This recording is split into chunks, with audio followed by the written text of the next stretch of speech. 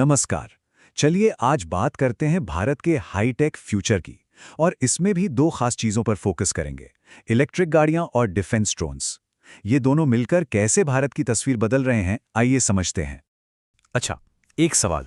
सड़कों पर दौड़ती इलेक्ट्रिक कार और आसमान में उड़ते मिलिट्री ड्रोन, इन दोनों में क्या कॉमन हो सकता है?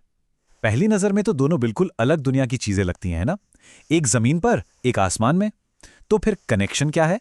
तो बात यह है कि ये दोनों ही भारत की नई इंडस्ट्रियल क्रांति के दो सबसे बड़े इंजन हैं। एक हमारी सड़कों का भविष्य तय कर रहा है और दूसरा हमारे आसमान की सुरक्षा।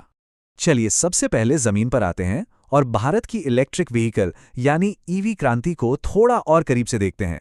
आखिर ये सब हो कैसे रहा है? देखिए, भारत की सड़कें ना एक बहुत बड़े बदलाव से गुजर रही हैं।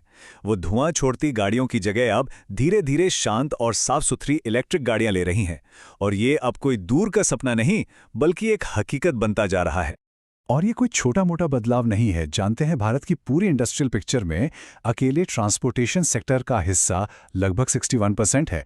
अब जरा सोचिए, अगर ये पूरा का पूरा सेक्टर इलेक्ट्रिक हो जाए तो हमारी अर्थव्यवस्था और पर्यावरण पर कितना जबरदस्त पॉजिटिव असर पड़ेगा। तो सवाल है कि लोग ईवी की तरफ जा क्यों रहे हैं? देखें, इसके पीछे कई वजह हैं। एक तो पेट्रोल डीजल के बढ़ते दाम, ऊपर से सरकार भी फेम 2 जैसी स्कीम से ईवी खरीदने पर सीधी सब्सिडी दे रही है। फिर पीएलआई स्कीम है, जो कंपनियों को भारत में ही बैटरी बनाने के लिए बढ़ावा देती है। और हाँ, हम सब अब पर्यावरण को लेकर पहले से कहीं ज्यादा जागरूक भी तो हो गए हैं। देखिए, हर इलेक्ट्रिक गाड़ी की जान होती है उसकी बैटरी। ये सिर्फ एक पुर्जा नहीं है, बल्कि इस पूरी ईवी क्रांति का दिल है। गाड़ी कितनी भी अच्छी हो, अगर बैटरी नहीं तो कुछ भी नहीं। और जाहिर सी बात है, जहां इतना बड़ा मौका हो वहां मुकाबला भी जबरदस्त होता है। तो चलिए देखते हैं कि भारत के बैटरी मार्केट के वो बड़े खिलाड़ी कौन हैं जो इस रेस में सबसे आगे दौड़ रहे हैं। इस लिस्ट में कुछ बड़े नाम हैं।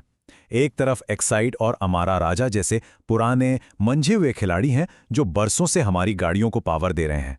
अब ये लिथियम आयन की नई टेक्नोलॉजी में भी कदम रख रहे हैं।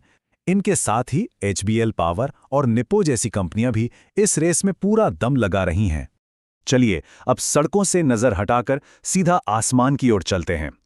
भारत की टेक्नोलॉजी क्रांति का जो दूसरा मजबूत स्तंभ है वो है ड्रोन।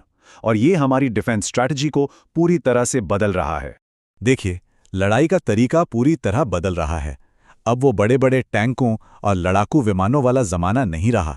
उनकी जगह अब छोटे, सस्ते और एकदम सटीक निशाना लगाने वाले ड्रोन ले रहे हैं।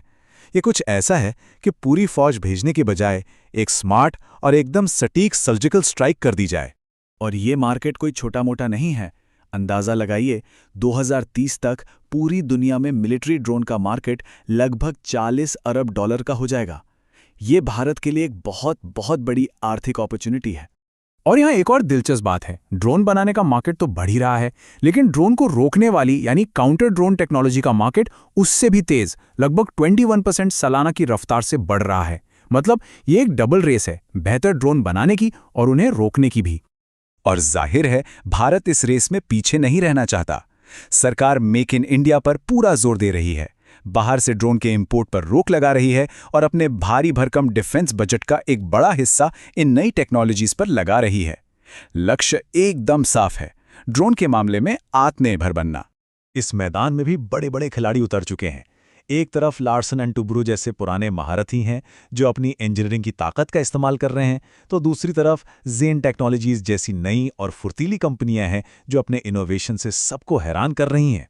तो अब तक हमने बैटरी और ड्रोन की अलग अलग बात की, लेकिन अब वक्त है इन दोनों कहानियों को एक साथ जोड़ने का, क्योंकि असल में ये एक ही बड़ी कहानी के दो अहम हिस्से हैं। ये बात सिर्फ गाड़ियों या हथियारों तक सीमित नहीं है। असल में ये भारत को टेक्नोलॉजी में आत्मनिर्भर बनाने की एक बहुत बड़ी कोशिश है। जैसे ये पवन चक्कियां हमें एनर्जी में आत्मनिर्भर बना रही हैं, ठीक वैसे ही बैटरी और ड्रोन्स हमें भविष्य की टेक्नोलॉजी में आत्मनिर्भर बनाएंगे। तो इन दोनों के पीछे जो कॉमन धागा है वो एक ही है, एक नेशनल स्ट्रैटेजी। और वो स्ट्रैटेजी है कि भारत में ही चीजें बनाओ, यानी घरेलू विनिर्माण को बढ़ावा दो और फ्यूचर की टेक्नोलॉजी वाली इंडस्ट्रीज पर अपनी पकड़ मजबूत करो। चाहे वो ईवी बैटरी हो या मिलिट्री ड्रोन, मकसद एक ही है, मेक इन इंडिया। लेकिन देखिए, ये रास्ता इतना आसान भी नहीं है। जहां इतना बड़ा मौका होता है वहां मुकाबला भी उतना ही तगड़ा होता है। तो अब सबसे बड़ा सवाल यही है, क्या भारत की अपनी कंपनियां, हमारे घरेलू चैंपियंस, इस हाईटेक फ्यूचर की रेस को जीत पाएंगे? खैर, इसका जवाब तो आने वाला वक्त ही बताएगा।